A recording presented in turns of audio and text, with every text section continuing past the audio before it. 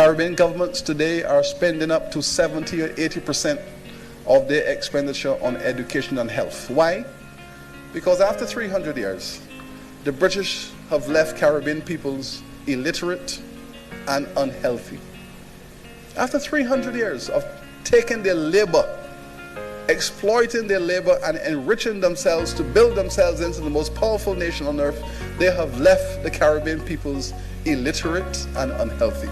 Which means that the governments today now have to clean up illiteracy and clean up the ill health.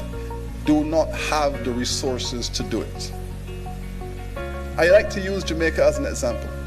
After 300 years, the British left Jamaica with 80% of its people illiterate. When Jamaica went into independence, in 1962, 80% of the people were functionally illiterate. And then you say to Jamaica, with their 2 million people, go and develop. There is no nation on this planet using any method of economic development that could transform a society with 80% illiteracy into a developed nation in 50 years. It is impossible. Because from the illiteracy springs a whole range of other conditions. From the illiteracy springs a whole range of other conditions that undermine the best thrust for development. You have to deal first with removing illiteracy. Then you have to move to deal with health, because health and illiteracy are linked. We now have in the Caribbean an explosion of chronic diseases. We have 60% of the black people in the Caribbean over the age of 60 have hypertension or diabetes, or both. Now, if you take the single criterion of chronic diseases, hypertension, high blood pressure, type 2 diabetes, if you take that simple criterion, the black people in the Caribbean are the unhealthiest people on the planet. And you have to understand that. On the one hand, we are watching Usain Bolt and we're watching the Caribbean athletes. We're watching the Caribbean with an image of being the most athletic people on the planet. But beneath that image of these super sportsmen and women is the hard reality that we are now the sickest people on the planet. In every black family in the Caribbean, hypertension and diabetes is endemic and congenital. In my family, almost everybody over 60 has hypertension and diabetes. And it's the same for your families, for all of our families. There is an explosion of ill health in the Caribbean. And this is a legacy of slavery and colonization. You take a people, put them on an island for 300 years, give them salt fish and salt pork every day, overwork them, undermine them, sell their children, rape their wives, make them work 20 hours a day, overwork, malnourish, and take them through that stress profile of physical and mental terror. What you get? Hypertension and diabetes. It was the same then as it is now. When your doctor tells you to learn to relax, take out your salt. Well, you can take out the salt, but your foreparents couldn't take it because that's all they had, salt. And now the result is that black people in the Caribbean cannot metabolize salt and sugar. Because for 300 years, that is what we were fed on plantations, plus the stress. So we cannot metabolize salt and sugar, and now we all have a salt and sugar problem, hypertension, diabetes. And we are spending millions of dollars to deal with this. Millions of dollars we are spending to fight hypertension, diabetes in the Caribbean. That is going to be the #1 economic crisis in this region next 20 years, unless we find an answer to it. At the University of the West Indies, we've started to do this research. And I can share with you the problem that we're having. The drugs that are being used to treat high blood pressure, for example, have been clinically tried on Caucasian peoples because they are the majority in the markets.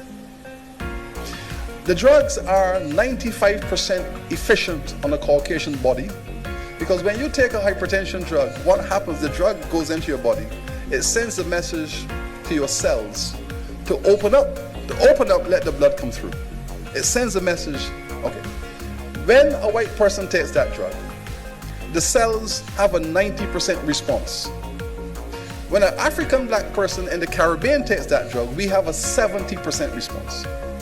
So we are still dying at a faster rate. When you see people in their 60s and 70s having strokes and heart attacks because of hypertension, it is because the drugs are not working. They're not working as well as they should. Now, the important thing about this is that the drugs work on the Africans. The drugs work on the Africans as well as they work on the Caucasians. But they don't work on us because something happened to us. You see, so when an African in Nigeria and Ghana and so on takes the drugs, she has a good response. When the European take it, they have a good response. But in the Caribbean and in the New World, the Africans over here don't have that response because something happened to us. Because we have been genetically modified during that slavery period. It doesn't work on us. And now we have to find out. So right now we are taking blood samples. We are taking blood samples from people in Nigeria and Ghana and comparing blood samples with Barbados, Jamaica, St. Vincent, and trying to find out what the differences are so that we can figure out why the cells of black people in the Caribbean don't respond the same way as Africans do. What has happened to us in the process? The stress profile of slavery for the 300 to 400 years. And believe me, we have lost some very good people in the Caribbean over the years from heart attacks as a result of hypertension. People who really should be living longer. But let's say there are 5 or 6 drugs that we are using for hypertension. We've tried them.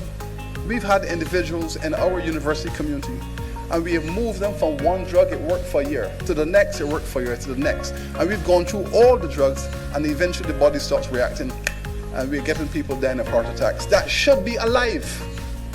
So slavery was not just killing you in the slavery period. 150 years later, slavery is still killing us at a faster rate. So when people say to you, slavery is over, it's in the past, you are now in the jet stream of it. We are now experiencing the medical consequences of it. And that is devastating our governments and our economies and our families. Each time one of my great colleagues die of hypertension, heart attacks, I shudder. Because I know that had that person been white, they would be alive because the drugs would have worked better for them. But we do not have the resources to do this work. We have approached the pharmaceutical companies, and they have said to us, the black people in the Caribbean are only 5% of the world's population. This research requires millions of research dollars to have the drugs adjusted through biochemical research so that when a black person from the Caribbean takes it, they get the same response as anybody else.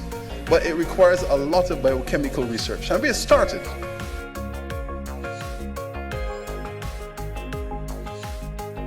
Mama Africa, we love you.